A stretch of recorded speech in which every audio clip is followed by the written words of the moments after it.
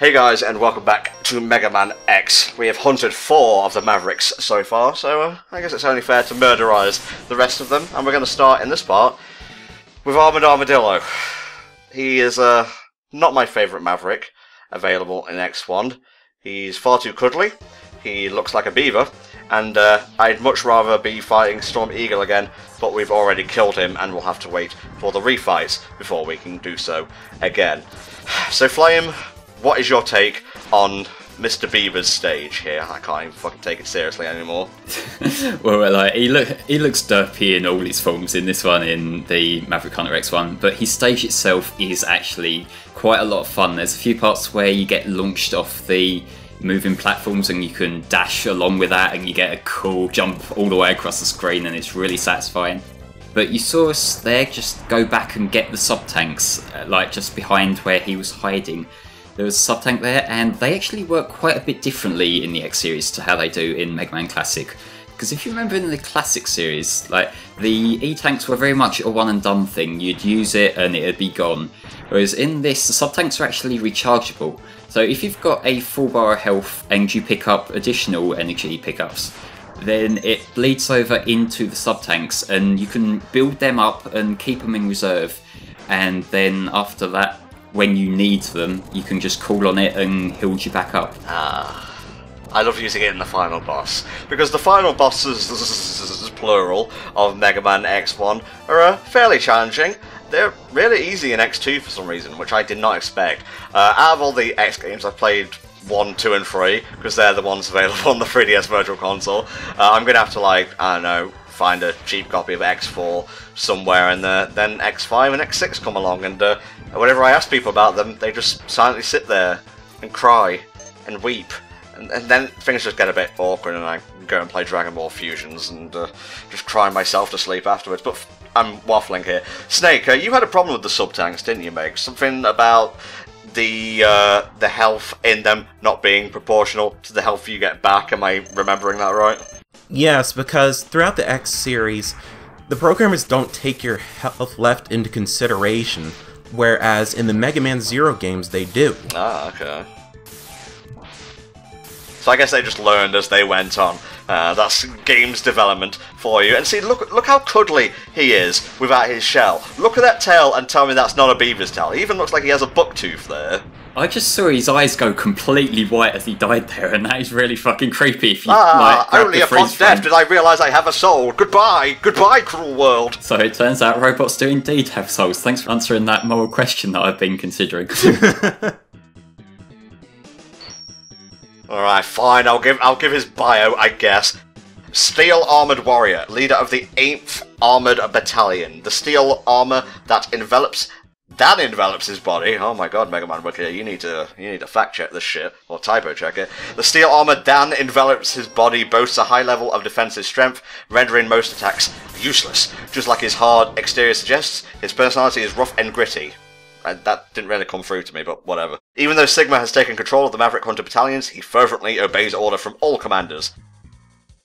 Since he needs mined ore and minerals for ammunition, he must maintain control over a mine to keep his supply going. But, he's gone now. We don't have to worry about him. His weakness was the electric spark, which we got from Spark Manual. But now it's time for Launched Octopus. Or just Launch Octopus. You know, it's in the present tense, if you will.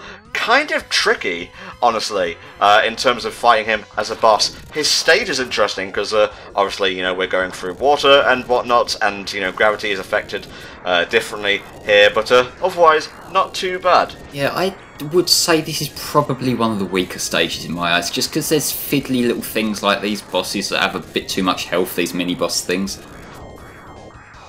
And yeah, it just feels a little bit slow on the whole. Like, I do appreciate the way that we have this physics-defying underwater gravity. I don't know how you get more, like, jump ability underwater rather than less, but, you know, it's a video game, I'll let it pass. But still, yeah, you know, it's not one of my favourites, I'll say.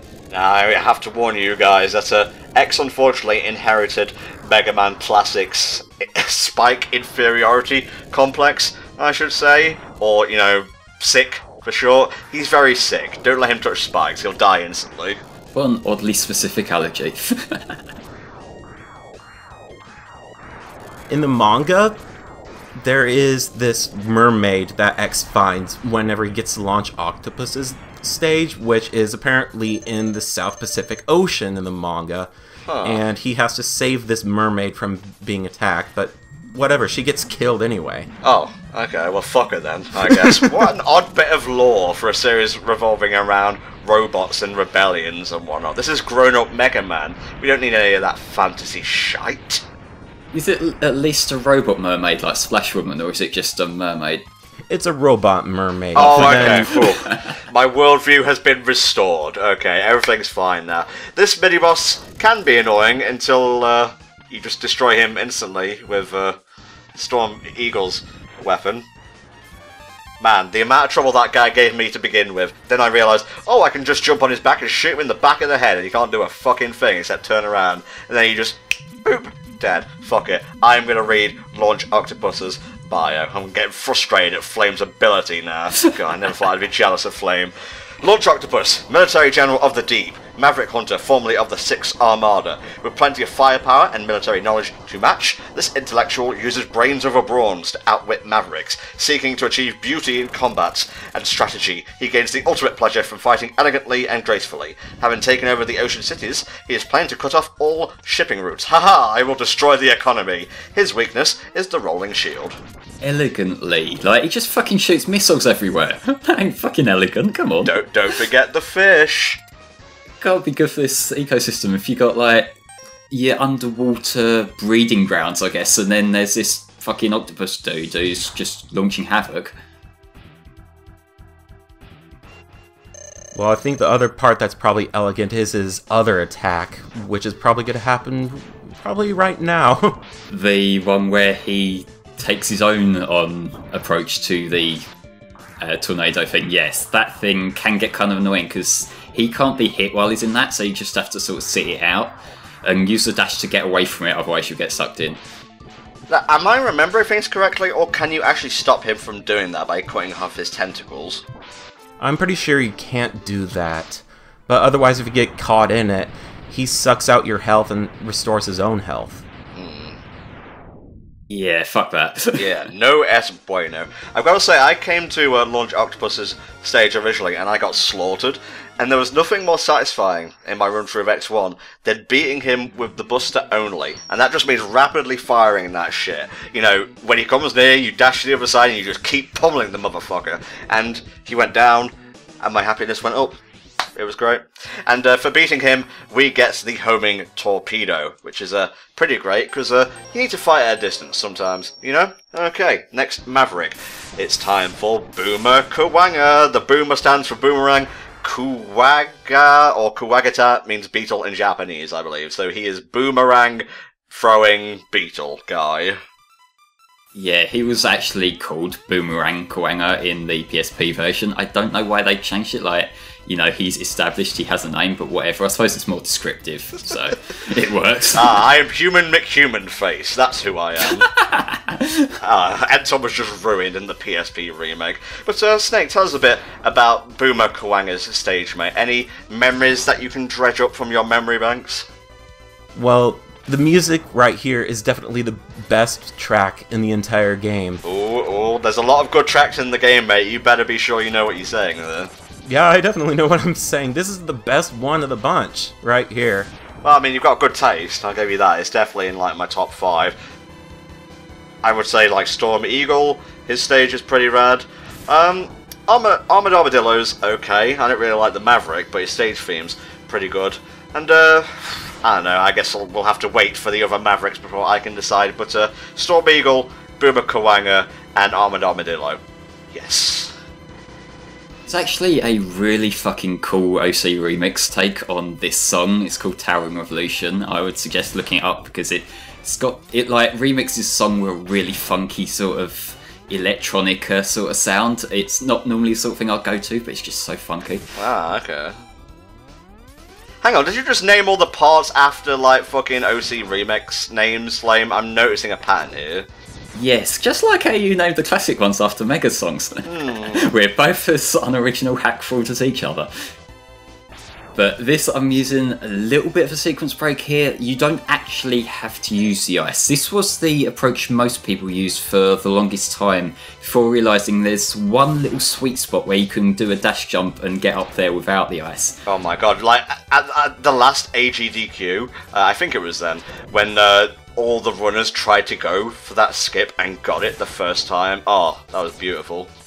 Yeah, it's like, you were sort of saying jealous of my gameplay earlier. I'm bullshitting my way through with save states. They're actual skilled players, and that is so fucking amazing to watch. Like, I sometimes tune out of the GDQs nowadays, not for any like political reasons or any bullshit like that, but I always tune in for the Mega Man ones, because they're always a treat. Well, I've found that the Mega Man speedrunning community seem to be able to pull off some really cool shit. These games lend themselves really well with some of the skips that they find for them. But yeah, this guy, he's piss easy. Yeah, he's weak to the homing torpedo that we got from Launch Octopus. Thank you. Like, I couldn't get the wiki page up in time. Okay. Let's see. Boomer Kawanga, space-time jumper. Comes from the same 17th Battalion as X, excels in collecting and analysing combat data. I can hear him exploding over there, with an extremely cool logic. With no sense of justice or evil, joining Sigma's rebellion is a decision he arrived at after analysing the case rationally. He has taken over the tower that was to be the symbol of the city and is working to convert it into a base. God, can you like slow down clearing these guys? I can't even finish their bios now. So yeah, that was how you were originally meant to get that thing. You were supposed to backtrack. And, you know, fair play to X1. There's not as much backtracking as there would be in X2, and especially X3. Oh boy. Yeah, I have never beat X3, but I have seen runs of it, and I don't like that way that it's so dependent on repeating shit. Like, come on, guys. Yeah, Sting Chameleon, this is the last of the Maverick stages that we're going after. I think it's got a really cool aesthetic to it.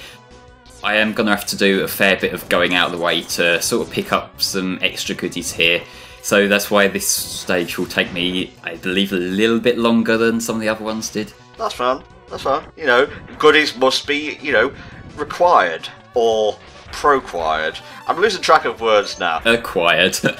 There you go. I would add this song to my top, you know, Maverick stage theme collections as well. It's pretty good. Not really a fan of the boss, but he's a chameleon. You can take or leave them, really. Fuck SBO is what I'm trying to say here. Hey, I like SBO. Well, you like Shadow as well. Snake, what's the deal with this guy here? This is essentially a Guardian robot, and a lot of people think that he's Otto from the original Mega Man series, but I don't really see that other than just some color scheme design. Yeah. Like, what, you think just fucking Dr. Light painted over him and gave him, like, crane machine fucking hands and whatnot? This kind of goes into another similar territory where fans thought X was the original Mega Man, but here we've been arguing all these years and hadn't paid attention to the intro where it says X is the first of a new generation of robots. Ah, well, he could have used, like, Mega Man's code to some extent, you know. Yeah, maybe. He's kind of a spiritual successor to Mega Man, so I can kind of see why people might have got that confused if they're not paying attention. He also looks like him. I remember, Snake, you've said about how, like, one of the original concepts was to have Zero as the protagonist. Do you know if there was any reason why they went back to a robot who looks identical to Mega Man? They did it because this was too different from the original Mega Man. So it'd probably be better for the series if the general concept of a Mega Man design would be similar to the original. So, like, a not alienating older fans kind of thing. That does make sense. Well, yeah. I mean, they'd already almost completely changed the gameplay. It's much more action than hop and bop, you know, so don't want to alienate them too much. And I'd recommend coming to this stage early, actually, even if you die, because the upgrade you get here cuts damage to X in half. Haha! Yeah, which is a kind of useful one to have, especially in the Sigma stages. because there are a lot of sections in there where you can easily take a beating, and I don't like how the screen takes so bloody long to scroll over. Oh, whatever. Yeah. Now, I've got basically all the things from the Maverick stages now, except for one thing, and in this part, once we've got Stinkermealing out of the way, I'll just be sort of warping through the little parts I missed. Okay. I mean, Snake did similarly when he recorded Mega Man X4 for Hell Dragon, and God rest his free from Antom soul. Yeah. He's not dead, by the way, he's just not doing internet work now. He's not dead, he's just an artist now. There you go. We haven't really talked about the ride arbors either.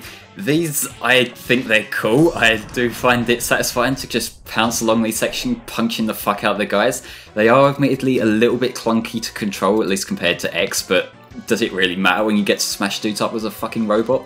Not really, I suppose. In X3, they give you, like, 3 or 4 different ones. I never really used any of them, honestly. I was too overpowered as is. Okay, Mr. Stinkermealing, I've got your number here. Or your bio, I should say. Let me scroll down here, scrolling down.